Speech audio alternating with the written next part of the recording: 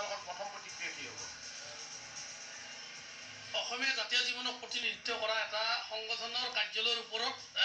যি আক্ৰমণ কৰিছে এই ঘটনা আমি প্ৰথমবাৰৰ পৰা দেখিবলৈ পাইছোঁ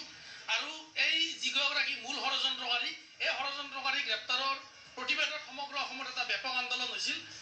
বিভিন্ন স্তৰৰ ৰাইজ তথা সকলো সংগঠনে লগ লাগি ঐক্যবদ্ধভাৱে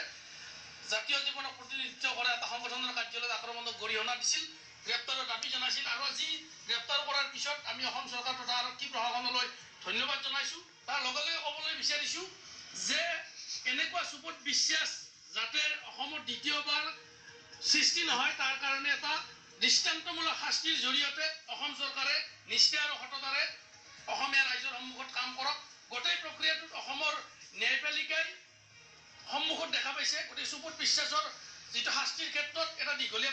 প্ৰচেছ নকৰাটো আমি ভাল বুলি আমি অনুভৱ কৰিছোঁ গতিকে এনেকুৱা কাল্পিত অসমীয়া জাতিক আক্ৰমণ কৰা ব্যক্তিগৰাকীক অতি শীঘ্ৰে ন্যায়পালিকাই এটা উচিত শাস্তি প্ৰদানৰ জৰিয়তে অসমীয়া ৰাইজৰ বিশ্বাসত লওক